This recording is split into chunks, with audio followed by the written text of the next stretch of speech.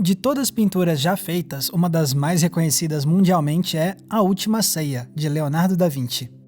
O afresco está localizado na igreja de Santa Maria delle Grazie, em Milão, na Itália, e retrata o momento em que Jesus Cristo janta com seus 12 apóstolos e revela que um deles irá traí-lo.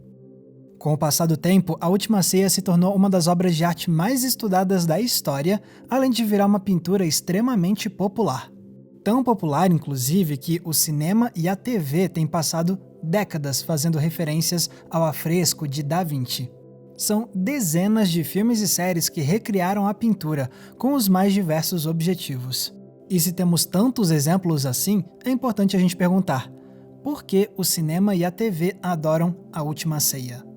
Para começo de conversa, tem o apelo causado pela composição do quadro de Da Vinci. A cena tem uma geometria única, criando uma separação clara entre os apóstolos e Jesus, que está no ponto onde convergem todas as linhas de perspectiva, dando a ele um enorme destaque. E, fora isso, existe todo o drama presente nas poses dos personagens. Um dos diferenciais do Da Vinci sempre foi a forma como ele conseguia criar dinamismo e intensidade emocional a partir de figuras estáticas. E, na Última Ceia, não é diferente. Aqui, cada apóstolo tem uma expressão corporal única, uma reação muito particular, de forma que cada homem conduz o nosso olhar para o próximo. Assim, o grupo não parece ser uma massa uniforme de pessoas, mas sim um conjunto de 13 histórias individuais contadas em um instante congelado. E, por ser um exemplo magistral de composição de quadro, é compreensível que A Última Ceia tenha um apelo tão grande para a arte do cinema e da TV. Se já ficou comprovado que esse arranjo é admirável, então por que não recriar a pintura do Da Vinci para criar um plano de visual impactante? Só que não é só a composição de quadro.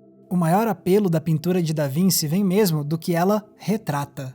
Foram os significados e os simbolismos dessa obra que fizeram diretores recriarem A Última Ceia em filmes e séries década após década. E, a partir daí, surgiu todo tipo de intertextualidade. Vamos lembrar da Hollywood clássica, por exemplo, uma era em que a Igreja Católica tinha uma enorme influência em cima dos estúdios. Não faltavam filmes bíblicos que engrandeciam o legado cristão. Sendo assim, por que não recriar uma das pinturas bíblicas mais famosas da história? É o que vemos na versão de 1925 de Ben-Hur. Beleza, como a proposta do filme era nunca mostrar o rosto de Jesus nas poucas cenas em que ele aparece, eles tiveram que mudar o Judas de posição para que ele ficasse na frente de Jesus. Mas, ainda assim, fica evidente a reverência com a qual tentam recriar a pintura de Da Vinci. Aliás, essa é uma das poucas cenas do longa que foram filmadas em Technicolor. O restante foi filmado em preto e branco. Ou seja, a intenção era não só destacar esse momento como um dos mais importantes, mas também demonstrar a proeza técnica desse ser um filme que consegue reproduzir de forma viva a pintura do Da Vinci, até mesmo no que dizia respeito às cores. Décadas depois veio Quo Vadis, que também recria com reverência a pintura do Da Vinci, e dessa vez realmente mostrando o rosto de Jesus. Nos anos 1960 tivemos o filme bíblico A Maior História de Todos os Tempos. Aqui eles não tentam reproduzir a pintura do Da Vinci em todos os detalhes. As cores, por exemplo, são bem diferentes. Mas a disposição básica do quadro é a mesma, deixando clara a intertextualidade. E na década seguinte, já saindo da era da Hollywood clássica, vemos o musical Jesus Cristo Superstar recriando a obra de Da Vinci, só que dessa vez a céu aberto. O que todos esses exemplos têm em comum é a postura deles frente à Última Ceia. Uma postura de admiração.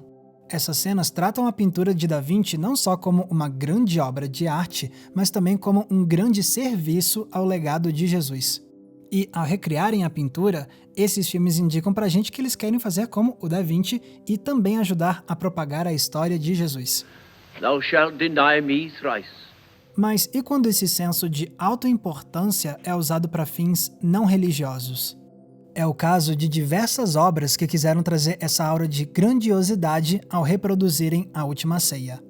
Eu penso imediatamente nos créditos de abertura de Watchmen, do Zack Snyder. Aqui o diretor vai na contramão dos quadrinhos originais. Ao invés de desconstruir os super-heróis, Snyder os glorifica. Então é claro que ele vai usar a composição clássica de Da Vinci para engrandecer os personagens como se fossem verdadeiros ícones. E se a gente for para séries de TV, a gente vê esse raciocínio ser aplicado ao marketing. Afinal, um dos clichês das séries americanas é divulgar uma nova temporada com uma foto promocional imitando a pintura do Da Vinci. O raciocínio é muito evidente. Se a ideia é vender esses programas como obras incríveis que você precisa ver, por que não usar A Última Ceia para passar a ideia de que aquilo é um drama muito importante? E se você ainda por cima colocar uns easter eggs na foto para deixar os fãs especulando na internet, melhor ainda. Mas agora chega de falar de homenagens, porque também é essencial a gente falar das paródias. Afinal, diversos diretores buscaram formas de subverter A Última Ceia. Alguns, por exemplo, quiseram simplesmente causar choque, escandalizar mesmo, como no desenho animado Archer. Já outros buscaram banalizar a cena de A Última Ceia. Foi o caso de Mel Brooks em A História do Mundo Parte 1, na cena em que ele interpreta o garçom que atendeu a mesa de Jesus e que acaba participando do retrato da ocasião. Algo similar foi feito pelo Porta dos Fundos no especial de Natal Se Beber Não Ceie, no qual também vemos um pintor ser chamado para eternizar a ceia, como se fosse um fotógrafo. Vai demorar muito? Tô no primeiro apóstolo ainda. Relaxa. Também teve o episódio dos Simpsons em que o Homer vai ao céu e volta e termina o capítulo como se fosse o salvador dos bêbados do bar. O que a gente vê nesses três casos é a mesma intenção. Pegar algo que é considerado muito solene e transformar aquilo numa coisa bem mundana, pensando em logísticas e em trivialidades para desacralizar o momento e torná-lo mais cômico. Everybody want to be in the picture? Get up and go to the other side of the table. Come on! Mas nem toda paródia se contenta em parar por aí, porque algumas obras parodiaram A Última Ceia com um ímpeto bem mais crítico. Talvez nenhum exemplo retrate isso melhor do que Viridiana, de Luiz Buñuel, uma obra que critica duramente o catolicismo. Aqui, o Buñuel recriou a pintura de Da Vinci com um grupo de bêbados, sendo que, na posição de Jesus, está um homem cego. Então é como aponta Wael Kairi em um texto sobre o filme. Uma interpretação possível dessa paródia é de que a cegueira está no núcleo da religião. O resultado foi escandaloso.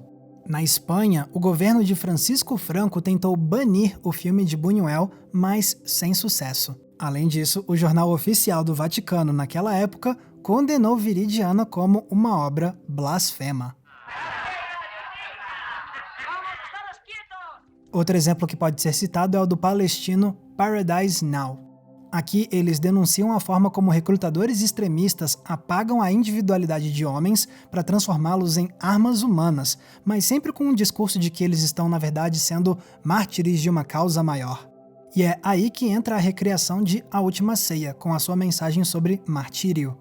Como defende Phoebe Bronstein em um artigo, a intenção aqui não é glorificar os recrutas extremistas, mas sim criticar a tentativa de extirpar a humanidade desses homens para transformá-los em figuras de uma narrativa religiosa solene.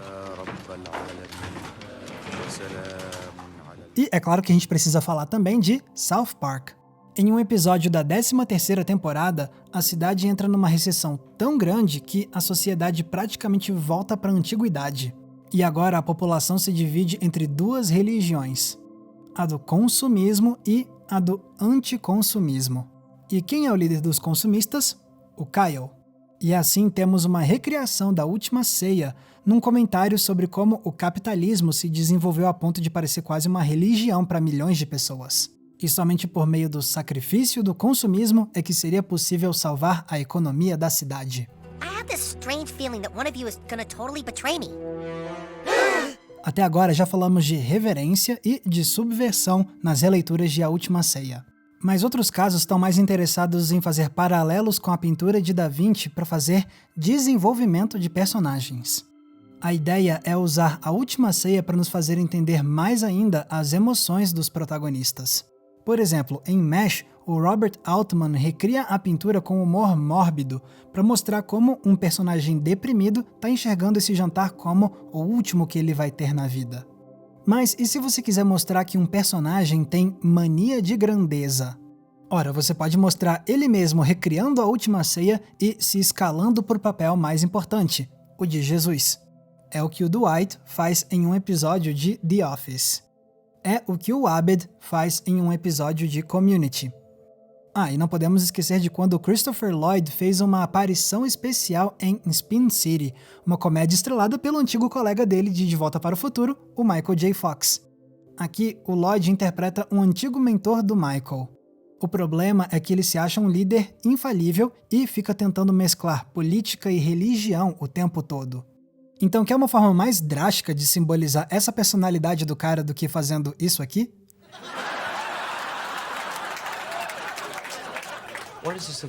Já outras obras vão usar o simbolismo de Jesus na última ceia para falar sobre martírio.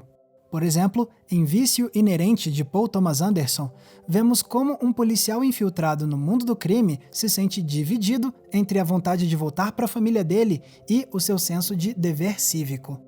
Ele sente que está se sacrificando em nome do país, e é por isso que vemos ele ocupar a posição de Jesus nesse instante aqui. O mesmo raciocínio é usado em cenas que querem mostrar personagens tendo um último momento de paz antes de partirem para uma missão que pode lhes custar a vida. É o que vemos no jantar dos oficiais em Os 12 Condenados antes deles partirem no dia seguinte para a grande missão. E, num contexto mais cômico, foi o que eles fizeram no terceiro episódio de That 70s Show. If my father finds out what we've planned, he will nail me to the wall. Outro raciocínio que se repete é um focado não no simbolismo da figura de Jesus, mas sim no simbolismo do Judas. Porque diferentes obras aproveitam as suas releituras de A Última Ceia para sinalizar de forma sutil a presença de um traidor entre os personagens. Se você já viu Watchmen, você sabe que um desses personagens aqui é um traidor. Se você já viu Os 12 Condenados, você sabe que um desses homens vai quase arruinar a missão deles. Já em O Assassinato no Expresso Oriente, todo o mistério gira em torno de descobrir qual dos suspeitos é o assassino. Então faz sentido eles também usarem A Última Ceia para indicar que tem um vilão no meio dos inocentes. E é claro que o South Park também aproveitou esse raciocínio para mostrar o quão babaca o Cartman é, colocando ele como o Judas da situação. Whoever's thinking of betraying Cal, that is not cool. Não é de surpreender, então, que A Última Ceia, de Da Vinci, tenha inspirado tantos artistas do cinema e da TV a reimaginar a pintura. Seja pelo poder sensorial ou pelo poder dramático, seja por meio da reverência ou por meio da subversão. Ao conversarem com a obra de Da Vinci, esses filmes e séries encontraram na intertextualidade uma chance de criar algo novo. Claro, a pintura original de Da Vinci já é admirável por si só. Mas se ela ainda por cima consegue inspirar a criação de mais arte, melhor ainda. Galera, muito obrigado por terem conferido o episódio de hoje. E muito obrigado a todo mundo que apoia a nossa campanha do Apoia-se. Nossos apoiadores ajudam a financiar o nosso trabalho todos os meses e para agradecer eu produzo conteúdos exclusivos para essa galera. Tem recomendação de filme toda semana, tem grupo fechado, tem live exclusiva e tem também o nosso Cineclube Entre Planos para a gente debater um filme por mês via videoconferência. Você confere todos os detalhes da nossa campanha do Apoia-se no link que está aqui embaixo na descrição. E se quiserem me ouvir falando ainda mais sobre cinema, vocês podem ouvir o meu podcast, o Cena Aberta, que sai 2 vezes por semana, e vocês também podem me acompanhar nas redes sociais usando os nomes que estão aparecendo aqui embaixo. Mais uma vez, muito obrigado pela audiência, um abraço e até a próxima sessão.